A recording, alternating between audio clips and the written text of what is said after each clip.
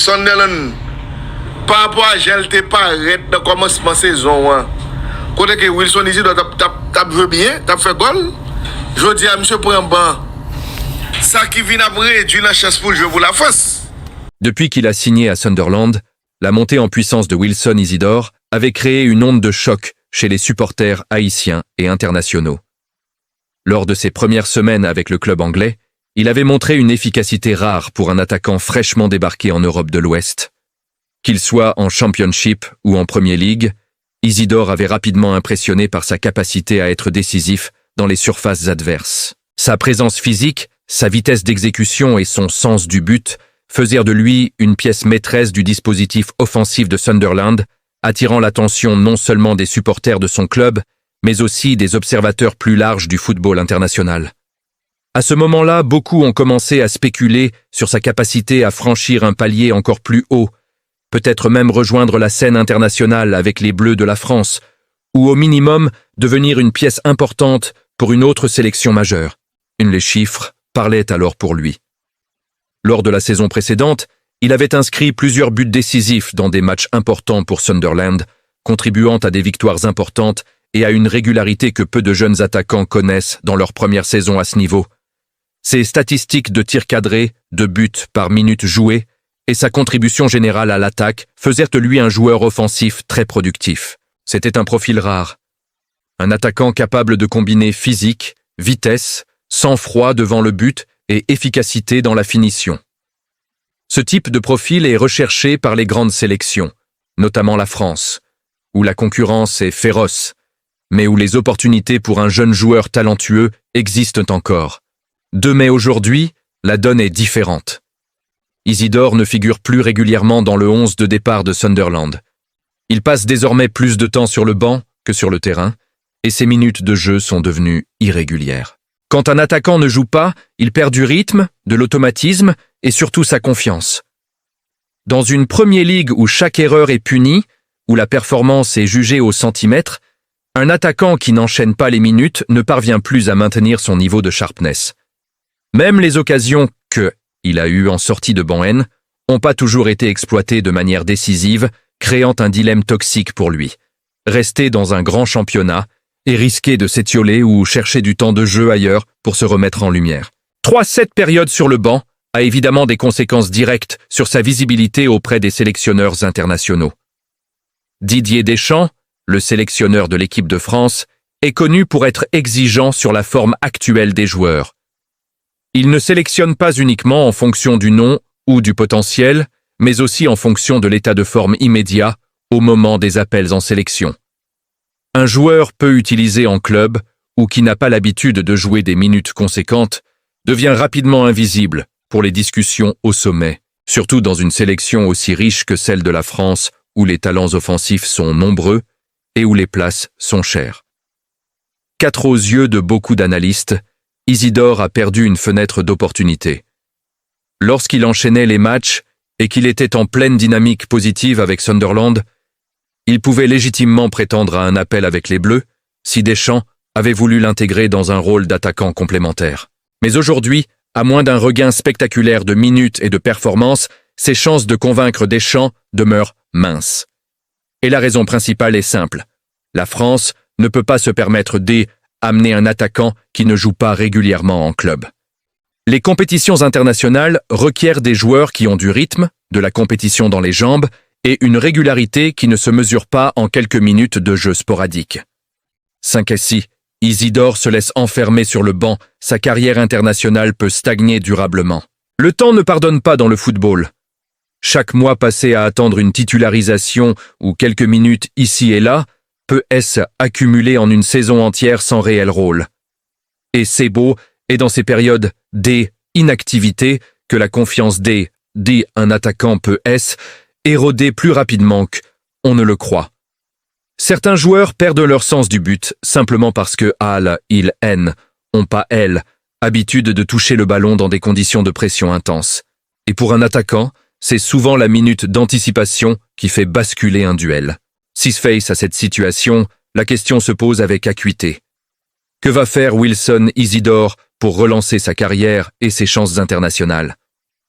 Rester dans un club où il voit ses minutes diminuer ne semble pas être une stratégie viable si son objectif est de jouer pour la France ou même pour Haïti. Dans la plupart des cas, un joueur dans cette position doit considérer deux options. Soit se battre pour reconquérir une place de titulaire dans son club actuel, soit envisager un transfert vers un club où il aura plus de responsabilités, plus d'importance et plus de temps de jeu. Certes, le choix est complexe. Rester à Sunderland peut paraître noble, surtout si le joueur croit encore pouvoir s'imposer, mais la carrière d'un attaquant est courte et chaque saison compte double dans la course à la reconnaissance internationale.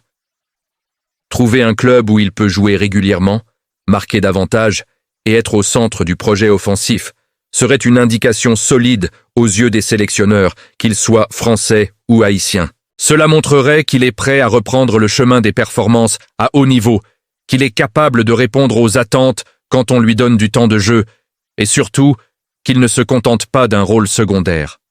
8 quarts, en réalité, pour jouer un mondial, un attaquant doit être en pleine forme physique et mentale.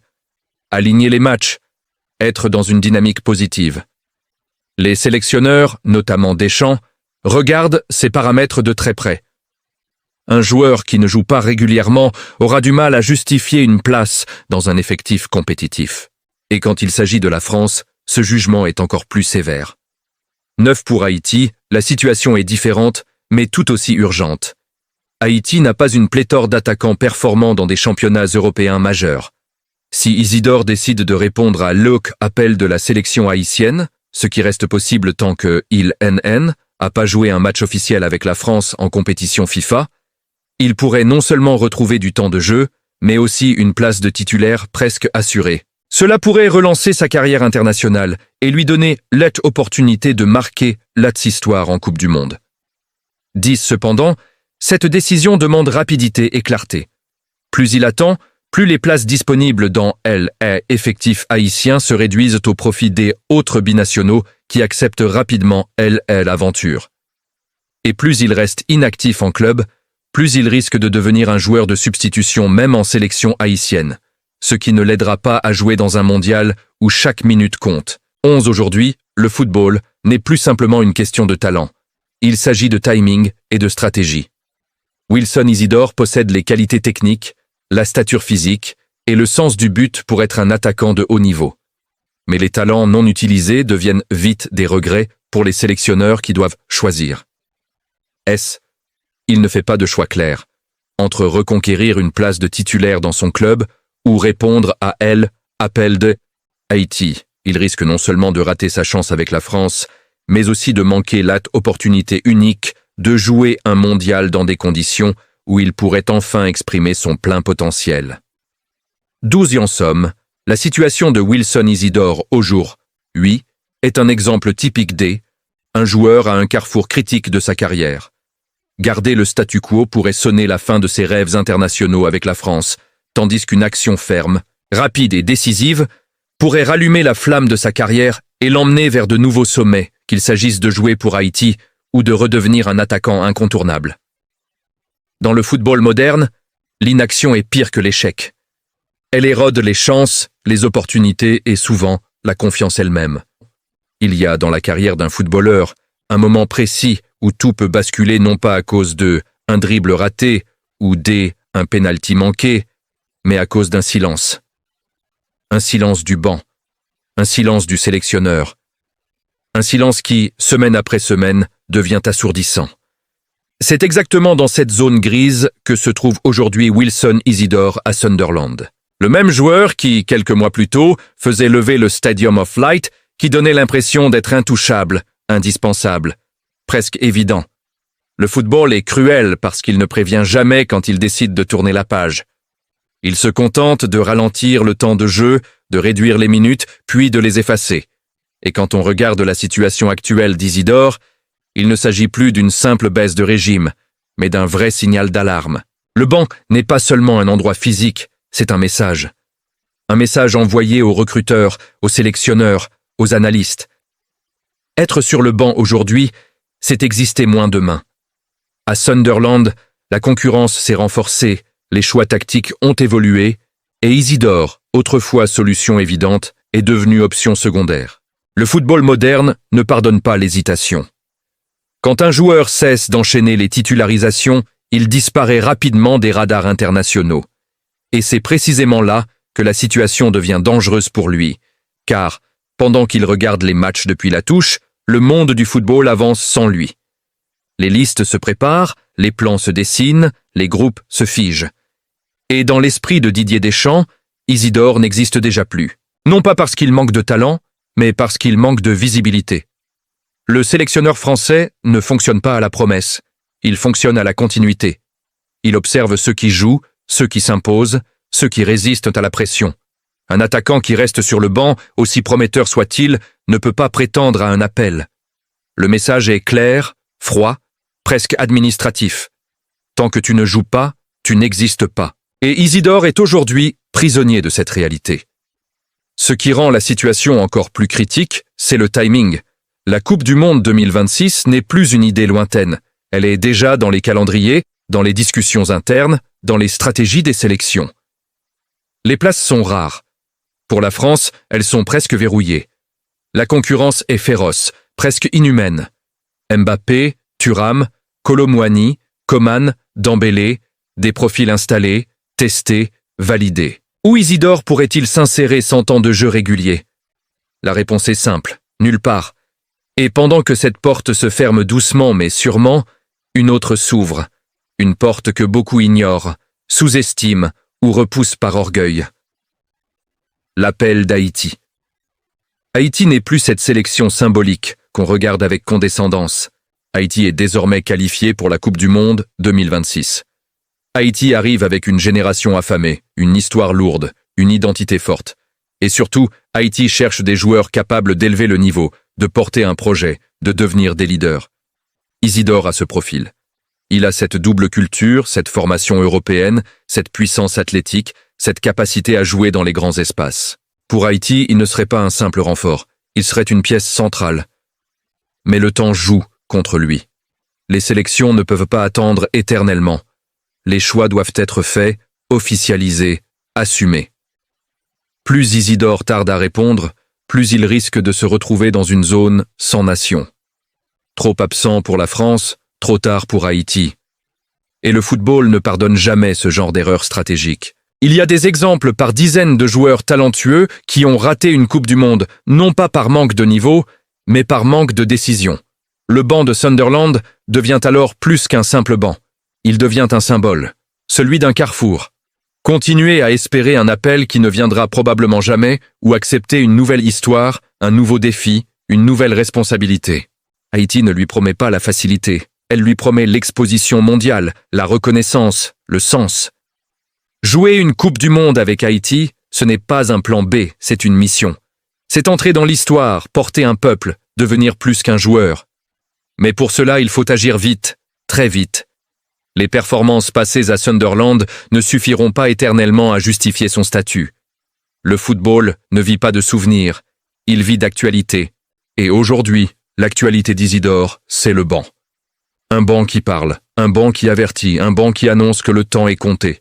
S'il n'agit pas rapidement, s'il ne clarifie pas sa situation internationale, s'il continue à attendre un signe de Deschamps qui n'arrivera pas, alors le risque est immense. Celui de regarder la Coupe du Monde 2026 depuis son salon, en se disant que tout aurait pu être différent. Le destin d'un footballeur ne se joue pas seulement sur le terrain, mais dans les décisions qu'il prend quand le terrain se dérobe sous ses pieds. Et pour Isidore, cette décision n'est plus théorique. Elle est urgente. Elle est immédiate. Elle est maintenant. L'histoire de Wilson Isidore est aujourd'hui à un tournant décisif, un de ces moments rares où le talent seul ne suffit plus et où le choix devient plus important que la performance. Le football moderne est impitoyable. Il avance vite, il oublie vite, et il ne laisse aucune place à l'attentisme. Être performant hier ne garantit rien demain, surtout quand le présent se joue sur un banc de touche. Sunderland n'est pas une fan en soi, mais la situation actuelle des Isidore dans ce club est un signal clair.